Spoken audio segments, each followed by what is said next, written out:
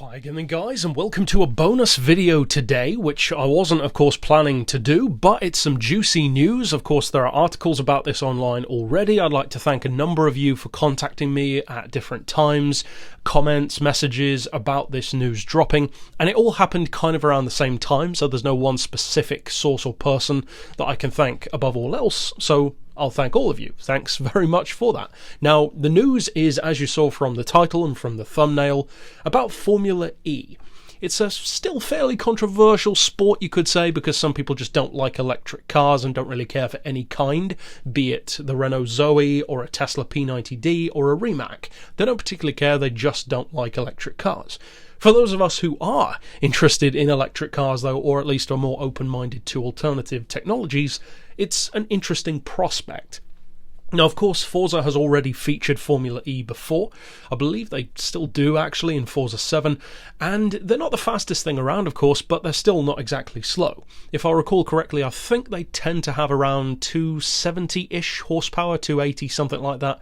So nowhere near Formula 1, of course, but at the same time, not designed to be. Totally different regulations, totally different weight. And basically this news was dropped in Japan at an esports event where Porsche, of all brands, were announcing, of course, their esports developments in conjunction with Gran Turismo, that would be done in an esports manner, racing within the game. So again, you could kind of view that as almost a second little nugget within this video that we will be getting more Porsches in Gran Turismo as well.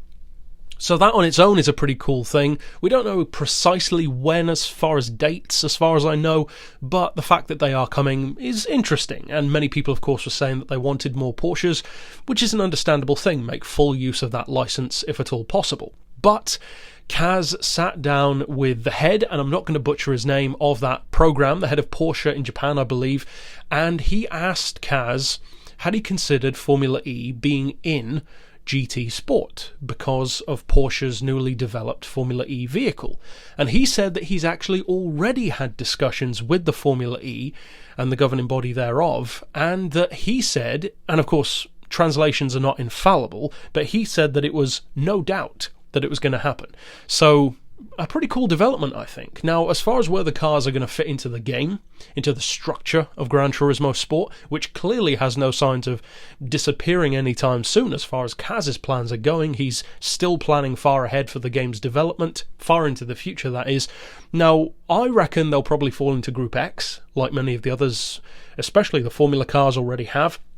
Maybe they'll get their own category, Group E, for instance, but I doubt it, to be honest. I do believe they will be in Group X, because at the end of the day, of course, they already use Group X vehicles in the FIA live events, the Red Bulls. They just use it as a one-make style race, so if we have a couple of different Formula E vehicles, or at least just the Porsche, if nothing else, then you could well see a similar thing happen.